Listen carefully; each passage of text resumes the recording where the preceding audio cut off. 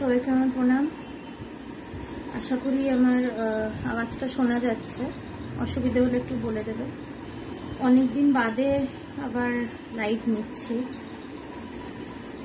অনেকেই জানেন যে মাঝখানে অনেক কিছু ঘটে গেছে, এই জন্য আলোচনায় আসা হয়নি, কিন্তু গুরুর নির্দেশ ছিল যে সারা জীবনটা যেন পড়ার্থে কাটে। তো আলোচনাটা ওই কারণেই করা, গুরুর নির্দেশ অনুযায়ী করা। তো তাই আবার শুরু করছি। আমি ভগবানের জীবনী থেকেই শুরু থেকে আলোচনা করে এসেছি। তো এটা দ্বিতীয় খণ্ড নিয়ে আলোচনা হচ্ছিল। তো আজকে একটু অহং বা আমি নিয়ে কথা বলবো। অবশ্যই এগুলো সবই ভগবানের কথা, আমার শুধু প্রয়াস মাত্র, চেষ্টা করছি বলার। এখন তিনি যেরকম ঠেলবেন সেরকমই কথা বেরোবে আর কি।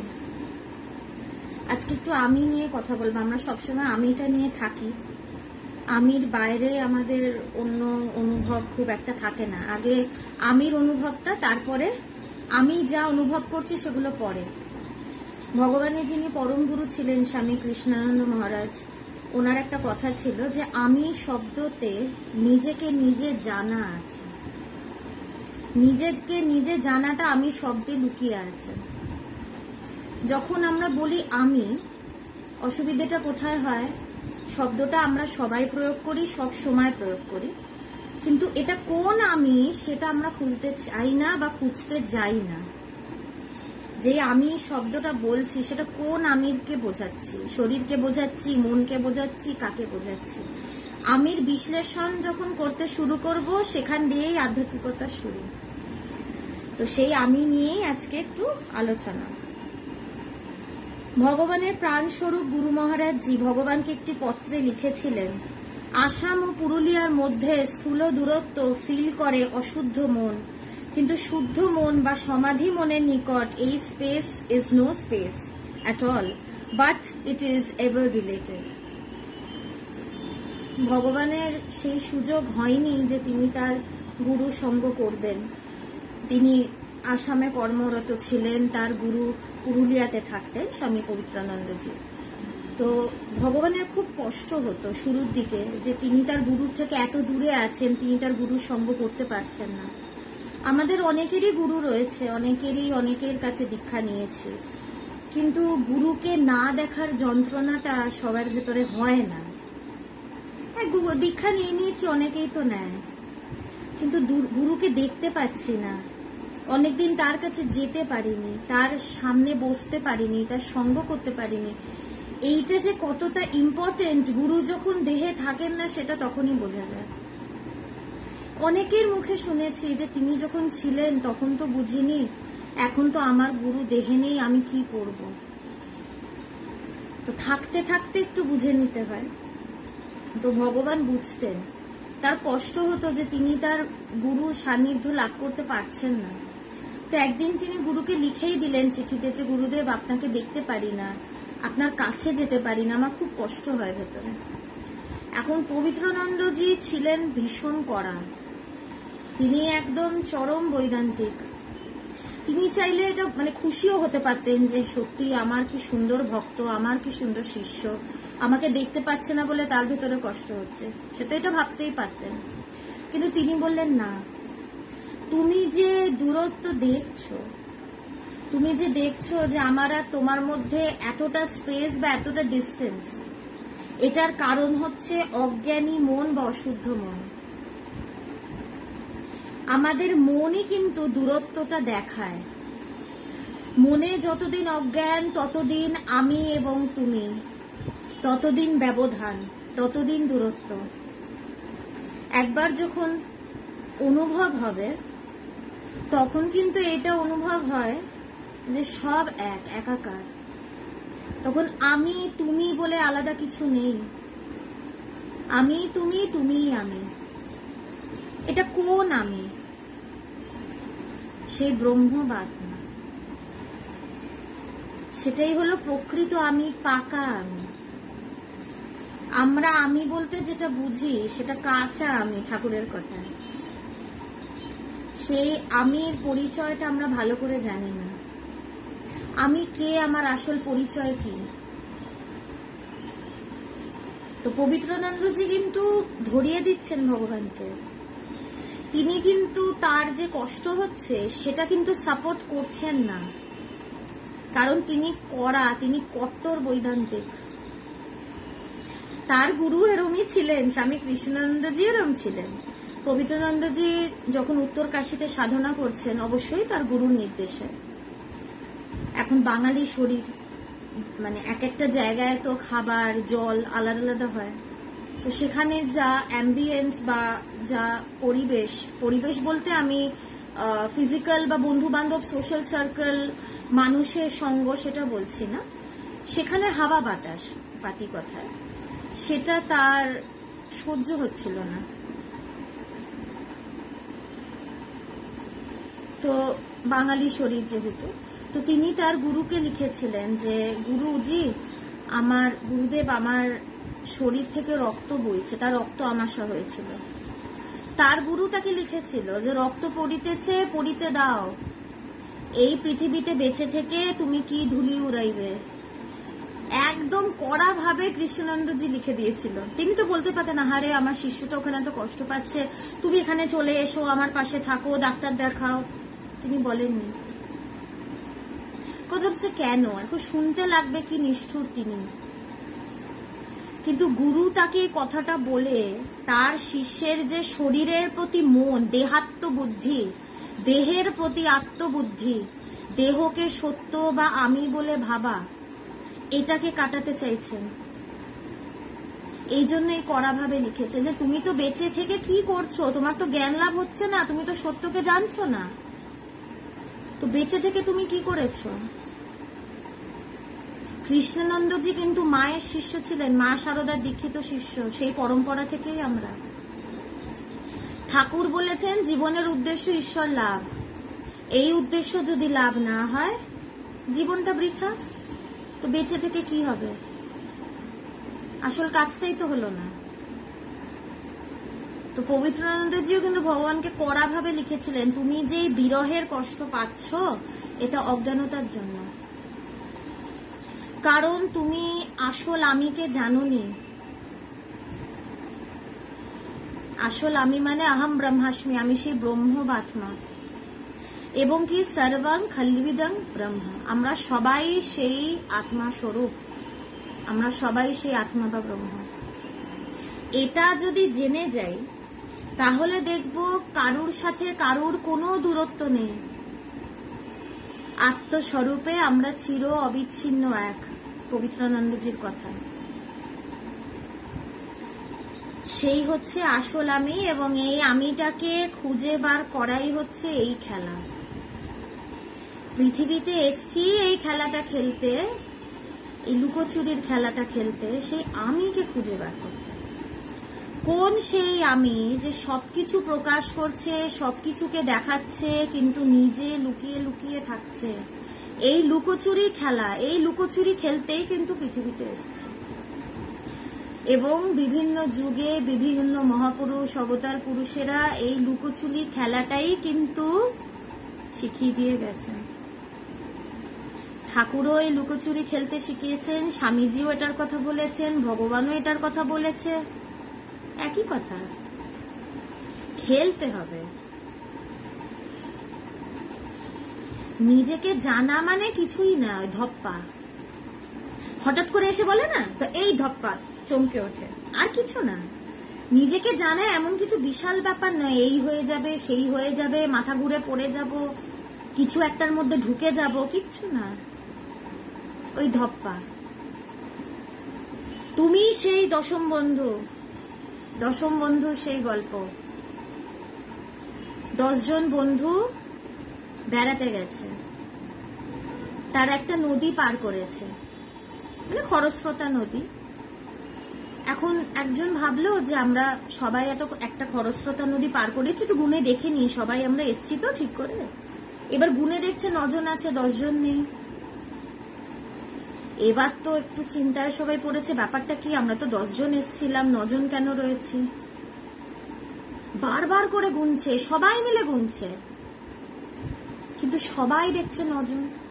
এবার তো কান্নাকাটি, একটা বন্ধু নিশ্চয়ই হারিয়ে গেছে, সে নিশ্চয়ই নদীতে বেয়ে করে চলে গেছে, তাকে আর আমরা খুঁজে পাবো না, এবার কি হবে? ব্যাস মাথা চাপড়ানি, বুক চাপড়ানি সব শুরু হলো। এবার পাশ দিয়ে তখন একজন যাচ্ছিল, সে দেখছে এত কান্নাকাটি, ব্যাপারটা কি? শেষে বললো, কি হয়েছে তোমাদের, এত কাঁদছো কেন? তখন তারা বলছে, দেখুন আমরা 10 জন আসছিলাম, নদী পার করেছি, একটা বন্ধু আমাদের ভেসে চলে গেছে, আমরা এখন 9 জন, আমরা এখন কি করব? আমাদের বন্ধুটাকে কোথায় পাবো? তারপর যে পাশ দিয়ে যাচ্ছিল সে তো পুরোটা বুঝলো এবং হাসলো। সে বলল, চিন্তা করো না, 10ম বন্ধু হারাইনি, সে আছে। তখন তারা বলছে, আমরা এতবার করে গুনলাম, আমরা পেলাম না, আর আপনি বলছেন 10ম বন্ধু আছে, সেটা কি করে সম্ভব? আমরা এতবার করে গুনেছি। তবু সে বলছেন, মানে বিশ্বাস করো, আমি বলছি তো 10ম বন্ধু আছে, আমি ঠিক 10ম বন্ধুকে তোমাদের পাইয়ে দেবো, কিন্তু তোমাদেরকে একটা কাজ করতে হবে। তখন তারা বলছে, কি করব বলুন, আপনি যা বলবেন আমরা তাই করব, আমাদের বন্ধুকে আমাদের খুঁজে বার করতেই হবে, সে কোথায়? তো সে বলছে যে আরেকবার সবাই মিলে দাঁড়িয়ে আরেকবার গোনো, বলছে গুনলে পাবো, এতবার তো গুনলাম। বলছে বিশ্বাস করো আমার উপর, গুনলে তোমরা ঠিক 10ম বন্ধুকে পাবে। বলছে ঠিক আছে, আপনি যখন বলছেন আবার গুনছি। 1 2 3 4 5 6 7 8 9 9 এসে আটকে গেছে। তখন সেই লোকটার দিকে সে মানে ফ্যাল করে তাকিয়ে সে বলছে, কই এই তো 9 জন অব্দি গুনলাম, কোথায় আমার 10ম বন্ধু? আমি খুঁজে পাচ্ছি না, আমি সবকিছু আপনার উপরে দায়িত্ব দিলাম, আপনি এবার খুঁজে বার করুন, আমি আর পারছি না। তখন সে কি করলো, সে তার হাত নিয়ে তারই বুকে হাত দিয়ে বলল, তুমি সেই 10ম বন্ধু, তুমি এতক্ষণ নিজেকে ভুলে, নিজেকে না গুনে বাকি সব গুনছিলেন। আমরাও জীবনে এটাই করি, আমরা 9 অব্দি গুনে ছেড়ে দিই। 9 জন মানে এই পঞ্চ জ্ঞানেন্দ্রিয়, মন বুদ্ধি চিত্ত অহংকার, বা পঞ্চভূতের এই জগৎ, মন বুদ্ধি চিত্ত অহংকার, এই নিয়ে 9 জন বন্ধু। আর 10 জন বন্ধু যাকে আমরা বারবার ভুলে যাই, সে হচ্ছে সে আত্মা বা ব্রহ্ম, এবং সেটাই আমি। আর যতক্ষণ না 10ম বন্ধুকে পাবো ততক্ষণ কিন্তু কষ্ট থাকবে, ততক্ষণ কিন্তু হাউতাস থাকবে। তাই সেই ধপ্পা, তুমি সেই 10ম বন্ধু, সেই আসল আমি। তো পবিত্রানন্দজি বলছে যে যখন তুমি নিজেকে জানবে তখন দেখবে আত্মস্বরূপে আমরা চির অবিচ্ছিন্ন এক, আমাদের ভেতরে কোনো ব্যবধান, কোনো দূরত্ব নেই। This space is no space at all, but ever related, চরম আত্মীয়।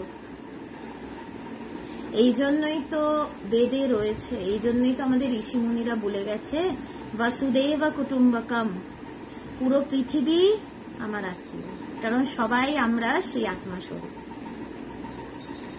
কোনো আত্মাই পরস্পর বিচ্ছিন্ন নয়, কিন্তু অবিচ্ছিন্ন এক। এই অনুভবের ওপরে আমাদের জীবনে সব ঝামেলার সমাধান দাঁড়িয়ে। আমাদের প্রত্যেকটা ঝামেলা ভেদের কারণে, এত ভেদাভেদ, আমি তুমি এ ও বহু বহু দেখছি বলে এত ঝামেলা, এ খারাপ ও ভালো, এই সেই।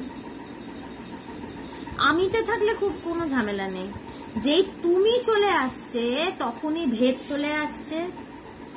এমন ভেদটা ভালো খারাপ, সেখানে গুণ আরোপিত হচ্ছে, সব গন্ডগোল হয়ে যাচ্ছে, হিসেব সব ভুল, অঙ্ক মেলাতে পারছি না।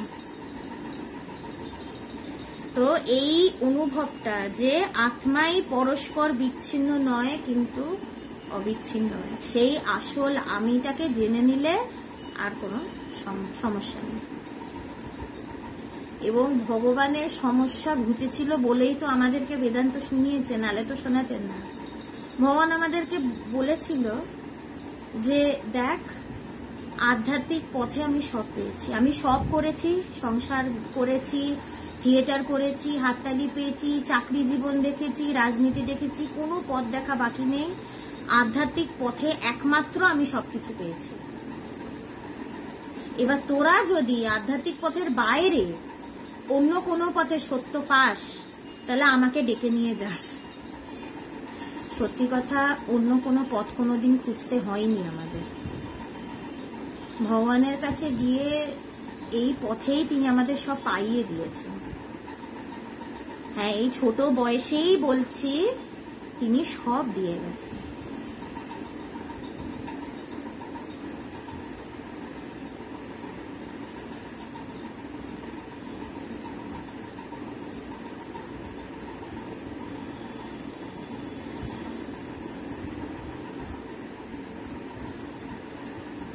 ভগবান 14ই অক্টোবর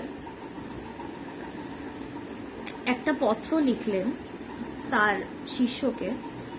তাতে লিখলেন, যেদিক দিয়েই যাই না কেন আত্মাই শেষ কথা। যেদিক দিয়েই যাই, যে কোনো পথ অ্যানালাইজ করি, যে কোনো জিনিসেরই যদি উৎস খুঁজতে যাই, আত্মাতে গিয়েই পৌঁছাবো। সে আত্মাই হচ্ছে মহা কারণ, উৎস, সেই চরম উৎস। আর আধ্যাত্মিকতা এই উৎসেরই সন্ধান দেয়, সেই উৎসেই আমাদের নিয়ে যায়। গঙ্গা তুমি কোথা হইতে আসিয়াছ? মহাদেবের জটা থেকে। তো আমরাও যদি খুঁজি আমরা কোথা থেকে এসেছি, বা এই যে জগৎ দেখছি, জগৎ কোথা থেকে এসছে, তখন গিয়ে কিন্তু সেই শিবের জটাতেই পৌঁছাবো। শিবহম শিবহম, আমি সেই শিব। আদি শঙ্করাচার্য লিখছেন, শিবহম শিবহম চিদানন্দ রূপ শিবহম। সেটাই হলো শেষ কথা। আত্মাই শুরু, আত্মাই শেষ। গীতাতে শ্রীকৃষ্ণ অর্জুনকে বিশ্বরূপ দর্শন দিয়েছিল। সেখানে অর্জুন দেখছে কৃষ্ণের মুখ থেকে সবকিছু বেরোচ্ছে এবং সেখানে গিয়েই সবকিছু লীন হচ্ছে। এবং কৃষ্ণ তো পরম ব্রহ্ম। তাই যেদিক দিয়েই যাই না কেন আত্মায় কিন্তু শেষ কথা। যাই হোক, যাই দেখি, যাই শুনি, যাই বলি, সবকিছু উঠে আসছে কিন্তু সেই আত্মা থেকে। এখন এটা আমাদের মনে রাখতে হবে। আমাদের সব এই সংসার থেকে শুরু হয়, সংসারে শেষ হয়, কিন্তু সংসারটা কোথা থেকে শুরু হচ্ছে শেষ হচ্ছে সেটাও তো দেখতে হবে। মহাকারণ সেই ব্রহ্মে পৌঁছালে আর কোনো অসুবিধা নেই। যাকে প্রতি মুহূর্তে ব্যবহার করছি তাকে জানছি না, এটাই অবিদ্যা বা মায়া। সবসময় কিন্তু আমরা সেই জ্ঞানকেই ব্যবহার করছি। সে আত্মা বা ব্রহ্ম বা জ্ঞান একই কথা।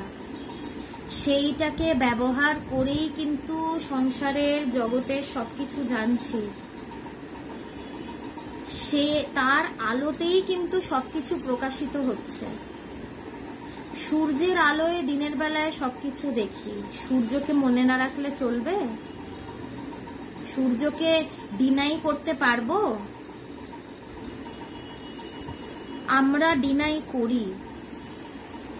সেই ব্রহ্মকে, সেই জ্ঞানকে ডিনাই করছি বলেই তো শান্তিতে থাকতে পারছি না। এই জন্যই তো খাপে খাপ মিলছে না। সবসময় দেখছি পাজলের লাস্ট পিসটা missing.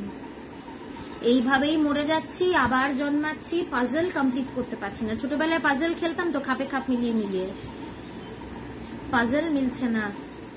Pieces are always missing someway or the other. তো আধ্যাত্মিকতা প্রত্যেকটা টুকরো খুঁজে খুঁজে দেয়, এইভাবে খোঁজো, এইভাবে খোঁজো, সব রাস্তা বলে দেয়।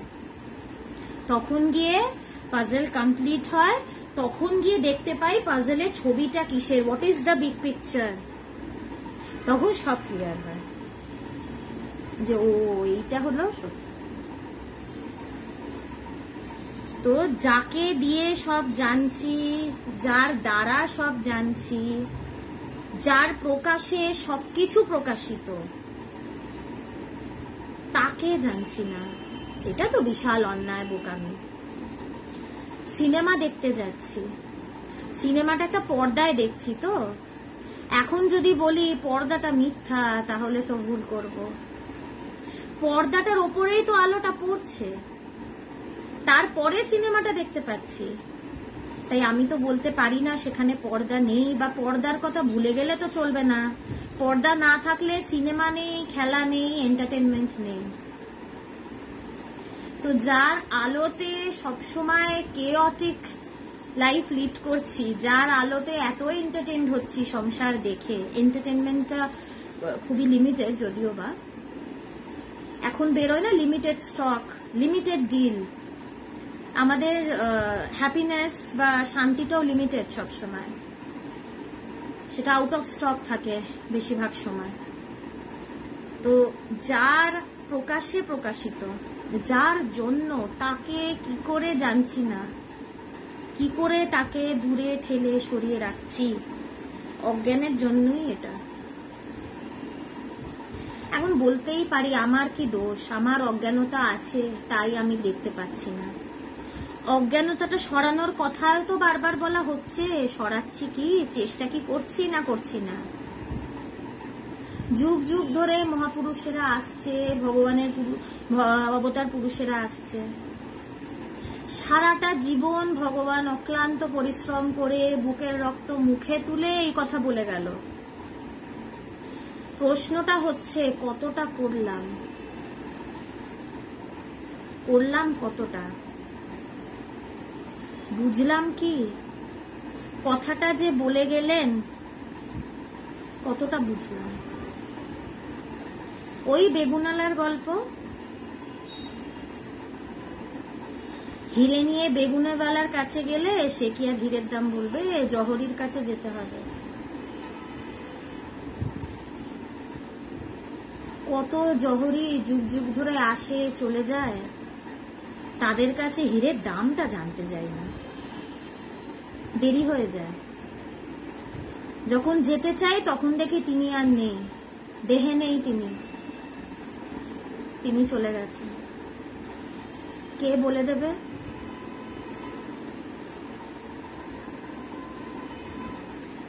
জেনে নিতে হবে হিরেটা কি, কত দাম সেটার, সেটা দিয়ে কি হবে, এটা জেনে নিতে হবে।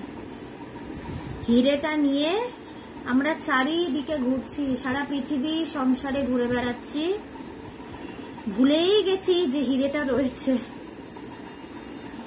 জানি না যে হিরেটা আমাদের কাছে আছে, না জেনে ভিক্ষে করছি।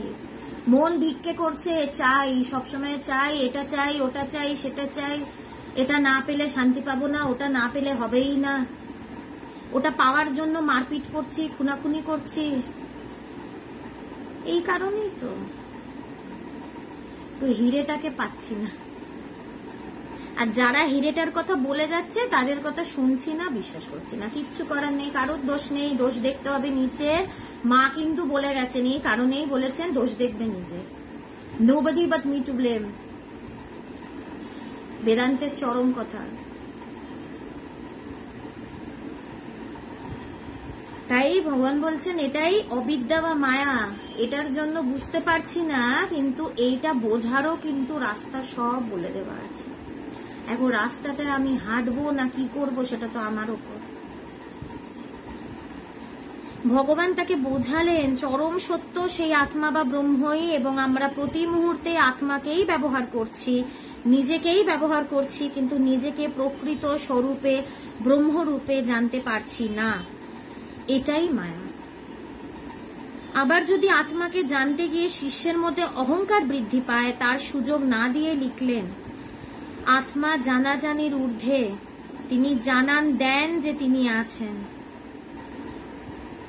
আত্মা জানাজানির ঊর্ধ্বে, এখন এই কথাটা তো বললেন যে সেই আসল সত্যকে জানতে হবে, নিজের আসল আমি, যে পাকা আমির কথা ঠাকুর বলছেন, সেটাকে জানতে হবে।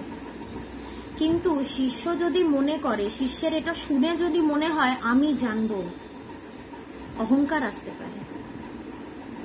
এটার যাতে না হয় এটার জন্য কিন্তু লিখে দিচ্ছেন আত্মা জানাজানির ঊর্ধ্বে, তিনি জানান দেন যে তিনি আছেন। এমন কথা দুটো একটু কন্ট্রাডিক্টরি হলো না? একবার বলছে জানো, আবার একবার বলছে জানাজানির ঊর্ধ্বে। জানো বলতে জানার প্রয়াস করো। জ্ঞানটাকে খালি জানার প্রয়াস করা যায়, জানা যায় না।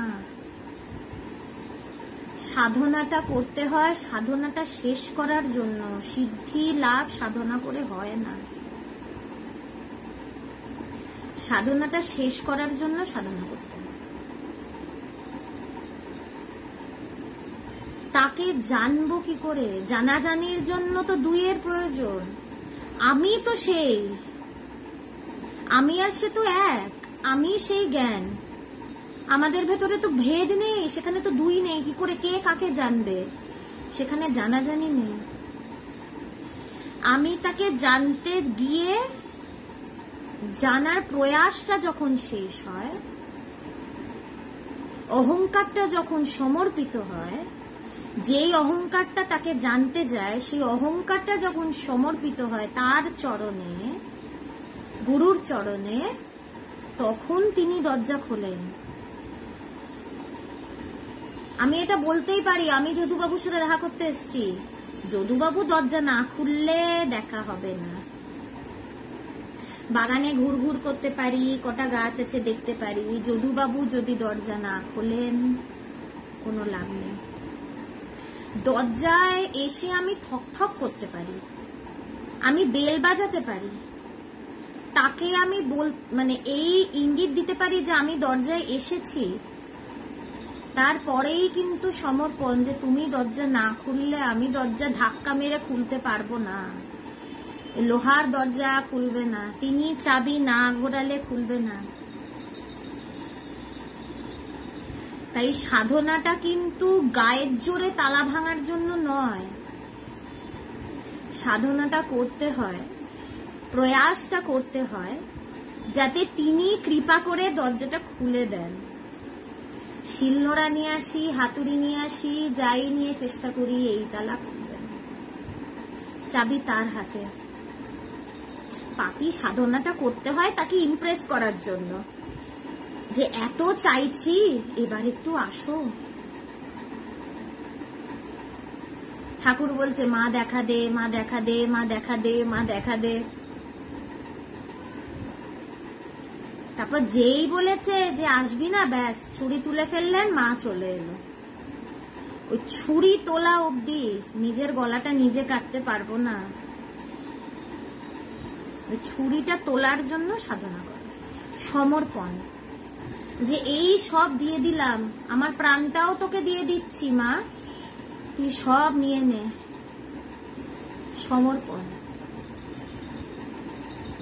তো জানাজানির ঊর্ধ্বে আমি যদি বলি, আমি পুরুষকার দিয়ে বিশাল অহংকার করে যদি বলি জানবো, তিনি ক্যাচকলা দেখিয়ে চলে যাবেন। তিনি জানান দেন যে তিনি আছেন, তিনি প্রকাশিত হন। আমি হাজার চেষ্টা করেও তার প্রকাশ ঘটাতে পারবো না যদি না তিনি চান। তার ভেতর থেকে চাহিদাটা তোলার জন্যই এত সাধনা, এত দাপাদাপি, এত লাফালাফি। পরের প্রশ্ন, এই ব্রহ্মবোধ কাকে বলে? কোন অবস্থায় এই বোধ হয়? খুব রেলেভেন্ট কোয়েশ্চেন। তার উত্তর ভগবান লিখলেন যে স্থির বৃত্তিতে আত্মজ্ঞান প্রকাশিত হয়। কিভাবে হয়, কখন হয়? বৃত্তি যখন স্থির হয় তখনই আত্মজ্ঞান প্রকাশিত হয়। বৃত্তি যখন স্থির হয়, বৃত্তি মানে কি? কামনা, বাসনা, চাহিদা, মানে আমাদের মন। আমাদের মনেই তো কামনা বাসনা থাকে। যখন এটা স্থির হয়, আমাদের কি চলছে? প্রবাহ। অনন্ত প্রবাহ কবে শুরু হলো, কোথায় শেষ হবে কিছু জানি না, শুধু এইটুকু জানি দিন দিন বেড়ে যাচ্ছে, চাহিদা দিন দিন বাড়ছে, থামাতে পারছি না, শেষ করতে পারছি না।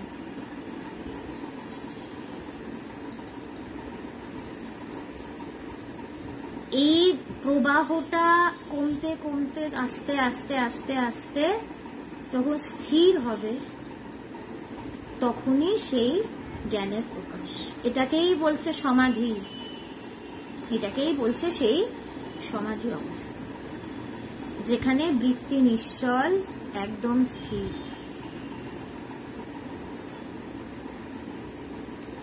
ভগবান লিখলেন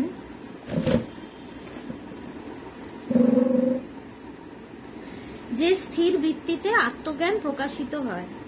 ভগবান লিখলেন বৃত্তি যখন নিশ্চল হয় তখন নামরূপাত্মক জগৎও বিলীন হয়। বৃত্তি যখন নিশ্চল হয় তখন নাম রূপাত্মক জগৎ বিলীন হয়। এই জগৎটা কি? নাম এবং রূপ। জগতের যে কোনো জিনিস, যে কোনো সাবজেক্ট, যে কোনো অবজেক্ট যদি অ্যানালাইজ করি দেখব everything is name and form, nothing more than that. নাম রূপের ওপরে আমরা গুণ এগুলো চাপাই, বেসিক হচ্ছে নাম এবং রূপ। বেদান্তে বলছে অস্তি ভাতি প্রিয়, এই হচ্ছে ব্রহ্ম। এর ওপরে যেই নামরূপ এসে চেপে বসে তখনই হয়ে যায় জগৎ। আমরা নামরূপটা নিয়ে ব্যস্ত, অস্তি ভাতি প্রিয়টাকে সাবজেক্ট করি না। ফোকাসটা একটু চেঞ্জ করতে হবে। অস্তি ভাতি প্রিয়র ওপরে নামরূপ চেপে বসে অধ্যস্ত নিয়ে ব্যস্ত হলে কি করে হবে? অধিষ্ঠানটাকেও তো জানতে হবে। ফাউন্ডেশনটা কি, কিসের ওপরে দাঁড়িয়ে? রজ্জুর ওপরে সর্পভ্রম হচ্ছে, সর্পভ্রম হচ্ছে, সর্পটাকে দেখছি, ওটা মিথ্যা, সর্প নেই ওখানে, রজ্জু আছে, রজ্জুটা সত্য, রজ্জুটাকে তো দেখতে হবে, নাহলে সাপের ভয় যাবে না। জগতে এত কষ্ট, এত ভয়, অধিষ্ঠানটাকে দেখছি না তো।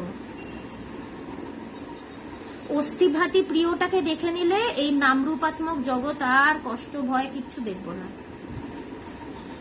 ইজি, সত্যি ইজি।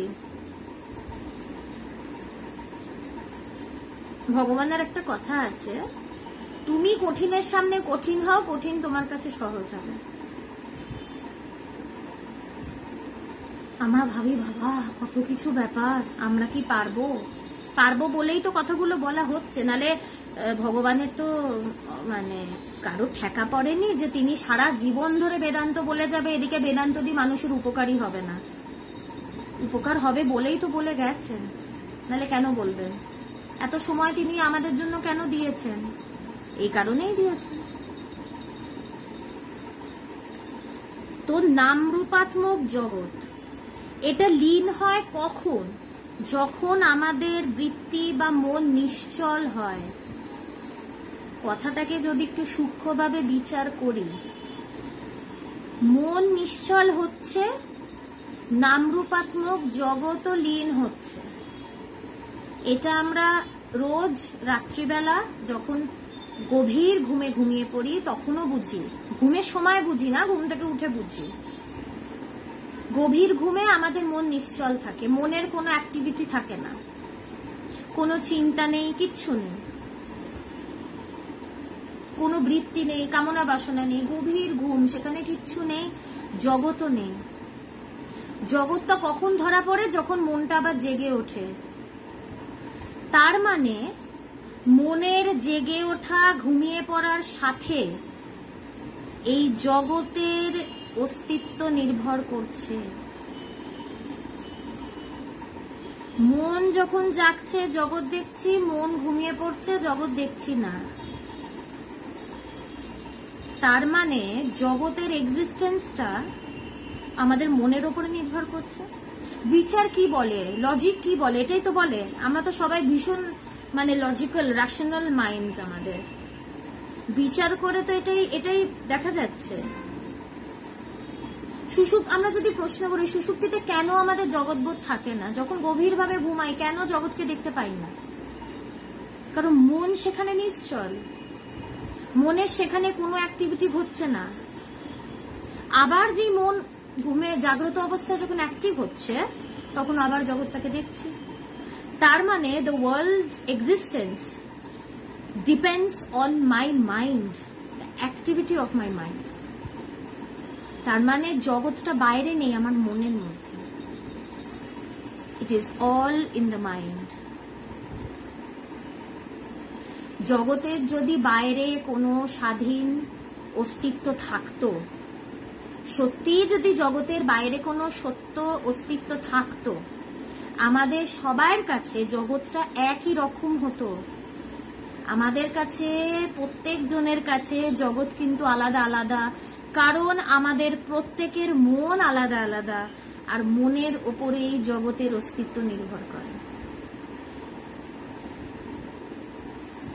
এই জন্যই বেদান্ত এত ইম্পর্টেন্ট।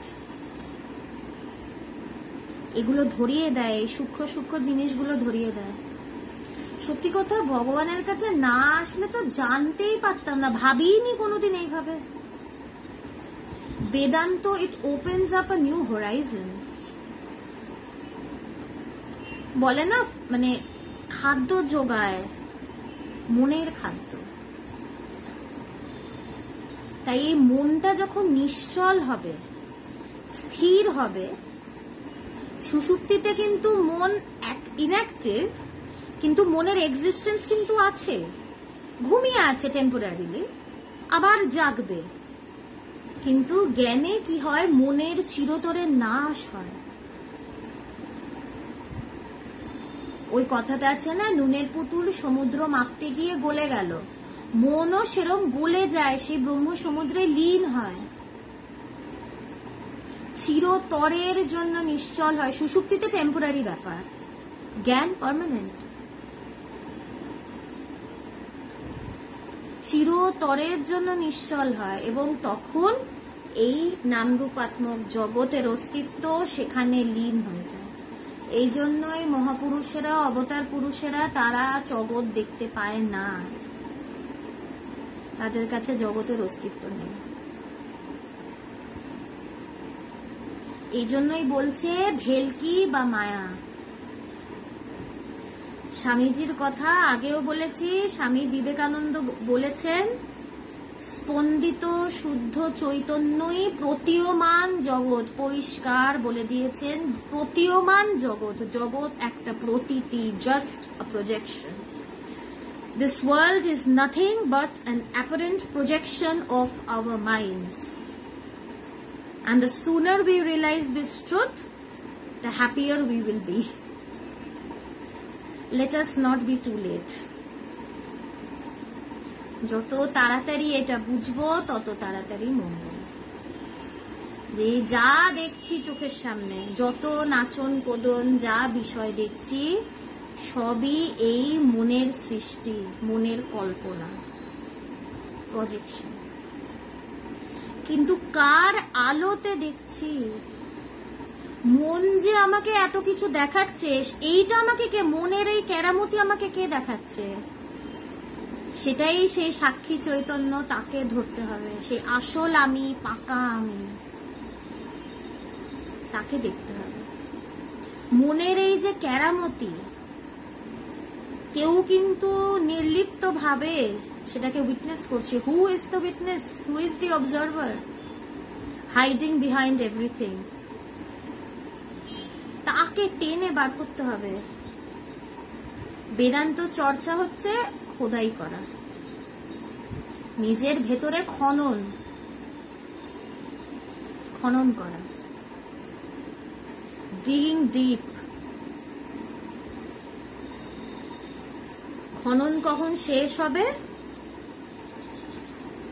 খনন কোদাল দিয়ে খনন করে তো, খড়ে, কখন শেষ হয়? যখন ধাম করে আওয়াজ হয়। মানে যে ট্রেজার চেস্টটা, যে গুপ্ত ধনের বাক্সটা মাটির তলায় রয়েছে, সেখানে গিয়ে যখন কোদালটা পড়ে ধাম করে আওয়াজ হয়, তখন কি হয়, যে খুঁড়ছে কোদালটা ফেলে দেয়। যখন ধাম করে আওয়াজ হবে তখন খোঁড়া শেষ হবে। তো যতক্ষণ না আওয়াজটা হচ্ছে খননটা করে যেতে হবে সেই আওয়াজের অপেক্ষায়। আমাদের কাজ হচ্ছে সাধনাটা ওই আওয়াজটা শোনার জন্য। তারপরে তিনি ধনটা বার করে দেবেন, হাতে একদম তুলে দেবেন, ভিক্ষার ঝোলি ভরে দেবেন। পাভিরে প্রেম রত্নধন। জলে তো নামি, শুধু জলে নামতে হবে, তারপরে মাথা ধরে তিনি মুন্ডু ডুবিয়ে দেবেন জলের তলায়, কোনো চিন্তা নেই। সাধনা মানে জলে নামা। তারপর তিনি পা ধরে চোবাবেন নাকি পা ধরে টেনে চোবাবেন না মাথা ধরে চোবাবেন তার ব্যাপার। আমার কথা, আমি চুপতে চাই, আমি ডুবতে চাই, আমাকে জলে নামতে হবে। জলে কি করে নামবো সব পদ্ধতি বলে দেওয়া আছে, ওই জন্যই বেদান্ত চর্চা। তারপরে তিনি কিভাবে টান দেবেন তিনি দেখবেন। আমাকে নেমে যেতে হবে এই চাহিদা নিয়ে যে আমি ব্রহ্ম সমুদ্রে ডুবতে চাই। ভয় পেলে চলবে না যে ডুবে মরবো, এখানে মৃত্যু নেই, এটা তো অমৃতের সাগর। ঠাকুর বলছে না যে আরে বসে খাবি কেন, সেটা তো অমৃতের, ওখানে ডুবে যা, ডুবলে তো মরবি না রে, সেখানে কোনো মরণ নেই। শ্রীনন্ত বিশ্বে অমৃতস্য পুত্রা, অমৃতের পুত্রগণ আমরা, সেই অমৃত স্বরূপ, জন্ম মৃত্যুর পারে, তাই কোনো ভয় নেই। বিশ্বাস বিশ্বাস, কোনো ভয় নেই। ভগবান বলতেন, বলছেন, বলবেন, কোনো ভয় নেই। সেই শান্ত বৃত্তি আত্মজ্ঞান বাহক কিংবা ধারক, সেই শান্ত বৃত্তি, সেই শান্ত হওয়ার বৃত্তিটাই আত্মজ্ঞানের বাহক বা ধারক। সেই শান্ত হওয়ার বৃত্তিটাই আত্মজ্ঞানকে ডেকে আনে বা বহন করে আনে, সেটাই হচ্ছে সিগন্যাল। ট্রেন আসার আগে একটা বেল বাজে না, ঘন্টা। শান্ত বৃত্তি যখন দেখবো আমার ভেতরে শান্ত, মানে বৃত্তি শান্ত হয়েছে, সেটাই সিগন্যাল যে এবার একটা বিস্ফোরণ হতে চলেছে, এবার সেই প্রকাশ ঘটতে চলেছে। ভগবান বলেছিলেন যে জুরাসিক পার্কের ওপেনিং সিন, তখন জুরাসিক পার্ক খুব এসছিল, তখন আমাদের জন্ম হয়নি। ডাইনোসরটা কিরকম দেখতে বা কি ব্যাপার সেটা কিন্তু প্রথমে বোঝা যায়নি। প্রথমে দেখা যাচ্ছে কি যে জলটা কাঁপছে, জল কাঁপছে। তারপরে দেখা যাচ্ছে যেটা আওয়াজ হচ্ছে, আস্তে আস্তে আওয়াজটা বাড়ছে, কাঁপুনিটাও বাড়ছে, যেন ভূমিকম্প এসছে। তারপরে দেখা যাচ্ছে দুম করে একটা পা এসে পড়লো। এটাও এই সেম প্রসেস। যত ধ্যান করব, যত এখানে অপোজিট, এখানে কাঁপবে না, এখানে কাঁপুনিটা কমবে। এখানে ঠিক উল্টো, সেখানে কাঁপছে তো, এখানে তার আশা মানে কাঁপুনি কমা, এখানে অপোজিট। তো বৃত্তি আমার শান্ত হচ্ছে মানে তিনি আসতে চলেছেন, তার আসার সময় হচ্ছে। আমি বোধ নিস্তরঙ্গ অবস্থায় কিংবা সমাধি অবস্থাও থাকে, সেই বোধে বোধস্বরূপ আত্মা প্রতিভাসিত হয়ে ক্ষুদ্র আমি বোধকে অসীম অনন্ত এক পূর্ণতায় একাকার করে ভাসিয়ে নেয়। তো সেইখানেও একটা আমি বোধ থাকে, সেটা নিস্তরঙ্গ। সেই বোধে বোধস্বরূপ আত্মা প্রতিভাসিত হয় ক্ষুদ্র আমি বোধকে অসীম অনন্ত এক পূর্ণতায় একাকার করে ভাসিয়ে নেয়। এই আমি বোধ, এই আমিটাই হচ্ছে পাকা আমি, সেই ব্রহ্ম বা আত্মা। সেই আমি মানে সেই নিত্য শুদ্ধ বুদ্ধ মুক্ত সচিদানন্দ ব্রহ্ম। সেই বোধই আত্মবোধ, সেই আসল আমিকে জানা, সেই পাকা আমিকে জানা। এই পুরো ভগবান কিন্তু সব বলে দিলেন, কিচ্ছু বলা কিন্তু বাকি রাখলেন না, স্টেপ বাই স্টেপ সবকিছু বলে দিলেন। এরপরে যদি বলি জানি না, শুনিনি, বুঝিনিটা হতেই পারে, যতক্ষণ না অনুভব হবে বুঝবো না, কিন্তু জানি না কি করে হয়, কি হয়, কনফিউশন থাকার কিন্তু কথা নয়। রাস্তা শুধু তিনি যে আঙুল দিয়ে বলে দিচ্ছেন হ্যাঁ সোজা গিয়ে ডান দিক যাবেন বাদিক যাবেন তা না, হাত ধরে নিয়ে গেলেন, কিন্তু নিয়ে যাচ্ছেন, প্রত্যেকটা বাঁক দেখিয়ে দিচ্ছেন। এবার অজুহাত দিলে কিন্তু শোনা যাবে না, করতে হবে, হাঁটতে হবে, চলতে হবে, পৌঁছতে হবে। I have to reach the final destination. Cinema আছে না ফাইনাল ডেস্টিনেশন 1, 2, 3, 4, অনেক সিকুয়েল, অনেক কিছু রয়েছে। We have to reach the final destination. আমরা এখনো ফিনিশিং লাইনেই আসিনি, ফিনিশিং লাইনে আসবো, তারপর তো শুরু করব। তো সেই পাকা আমিটাকে জেনে নিতে হবে। ঠাকুর যে পাকা আমির কথা এতবার বলে গেছে, কোন পাকা আমি? সেটা কি কোনো ফলের কথা বলে গেছেন? কিসের কথা বলেছেন? তার কথা তো পড়েছি, অনুভব করবো না, তাহলে পড়লাম কিসের জন্য? ঠাকুরই বা কেন বলে গেলেন এত কষ্ট করে? যখন তার ক্যান্সার তখনও কষ্ট করে কথা বলছেন। কথামৃত নিয়ে আমাদের বেদান্ত সোসাইটির যিনি ভাইস প্রেসিডেন্ট চিফ এডিটর স্বামী প্রজ্ঞানন্দ মহারাজ, তিনি অপূর্ব আলোচনা করেন কথামৃত নিয়ে। এই গ্রুপে, ইন্ডিয়ান মংস গ্রুপে সেটা দেওয়াও হয়েছে অনেকবার। আমাদের একটা ইউটিউব চ্যানেলও আছে স্পিরিচুয়াল ডিসকাশন প্লাস ইন্ডিয়ান মংসের যে ইউটিউব চ্যানেল, সেখানেও ভিডিওগুলো দেওয়া হয় বিভিন্ন ভাগে ভাগ করে, প্রত্যেকটা আলোচনাই দেওয়া হয়, সেখানে শুনবেন। ঠাকুর শেষেও যখন তার এত কষ্ট, তখনও তিনি মানুষকে বলছেন, শুধু শোনার জন্য বলেনি, করার জন্য বলেছেন। করি মোল্লা না হলে তো হবে না, সোনা উল্লাহ হয়ে থেকে লাভ নেই,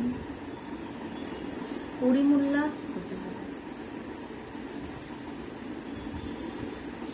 হ্যাঁ মিঠুন দে, মিঠুন, হ্যাঁ মিঠুন দা, আপনি যে প্রশ্ন করেছেন কিভাবে অনুভব করা যায়, এতক্ষণ যা যা আলোচনা করা হলো সেইভাবেই করতে হবে। বৃত্তি নিশ্চল হতে হবে। বৃত্তি নিশ্চলের জন্য এই বেদান্ত চর্চা, ধ্যান করা, বিচার করা, মনন করা, এগুলো করতে হবে, এইভাবেই অনুভব হবে। এই আলোচনার মধ্যে থাকা, এই চর্চার মধ্যে থাকা, আর সবচেয়ে বড় কথা চাহিদা, যে আমি অনুভব করতে চাই। কিভাবে করে অনুভব? ও এইভাবে করে, আচ্ছা আচ্ছা, এইটা না, কিভাবে করে বলুন, আমি সেইভাবেই করব, যেভাবে দরকার সেভাবেই করব, সবটা করব। অনুভব আমাকে করতেই হবে। This is the attitude, this is the approach that we should adopt. তো কাঁচা আমিকে নিয়ে এত খেলা করে তো কাজের কাজ কিছু হচ্ছে না, তাই সেই পাকা আমির সন্ধানটা পেতে হবে। আমি কোন আমি, সে আমিটা কিভাবে আছে, সে আমিটা কি, কোথায় আছে, লুকোচুরিটা খেলে একটু বার করতে হবে কোথায় সে লুকিয়ে রয়েছে। যার দ্বারা সব করছি, যার দ্বারা সব জানছি, সব বুঝছি, সব দেখছি, তিনি কোথায়? এই প্রশ্নটার উত্তর যেদিন খুঁজতে শুরু করব সেদিনই বুঝতে হবে আধ্যাত্মিক জগতে আমার চলা শুরু হয়েছে। কাঁচা আমি মানে ভস্মাসুর। ভস্মাসুর ছিল না, যার মাথায় হাত দেবে সে ভস্ম হয়ে যাবে।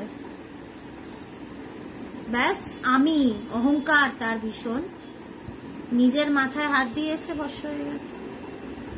কাঁচা আমি নিয়ে থাকলে কিন্তু শেষ হয়ে ভস্মাসুর হব। পাকা আমি খোঁজ করতে হবে। পাকা আমি খোঁজ করা মানে আত্মকৃপা। আজকে আমার এক গুরু ভাই উজ্জ্বল, সে আমাদের বেদান্ত আশ্রমে থাকে, আজকে সেটা নিয়ে আলোচনা করছিল, তার আলোচনাটাই শেয়ার করছি। যে আত্মকৃপা, শাস্ত্র কৃপা আছে, এই বেদান্ত আলোচনা শাস্ত্র কৃপা, গুরুর কৃপা আছে, ভগবানের যে এই কথাগুলো শুনছি এটাই তো তার কৃপা। তিনি যে বলে গেছেন, ঠাকুর যে কথাগুলো বলে গেছেন, এটা তো কৃপা। ঠাকুর মা স্বামীজি, এটাই তো তাদের কৃপা। আর তারা তো স্বয়ং ঈশ্বর। ঠাকুর মা স্বামীজি ভগবান ঈশ্বর কৃপা। আত্মকৃপাটা থাকে না। পাকা আমিকে জানাও মানে নিজের মাথায় হাত দেওয়া, কিন্তু এটা সে ভস্মাসুরে হাত দেওয়া না, এটা সে আত্মকৃপার হাত দেওয়া। তাই ভস্মাসুর হব, ভস্ম হতেই হবে। ভস্মাসুরের মতন যাতে ভস্ম না হই, অজ্ঞানতাটা যেন ভস্ম হয়।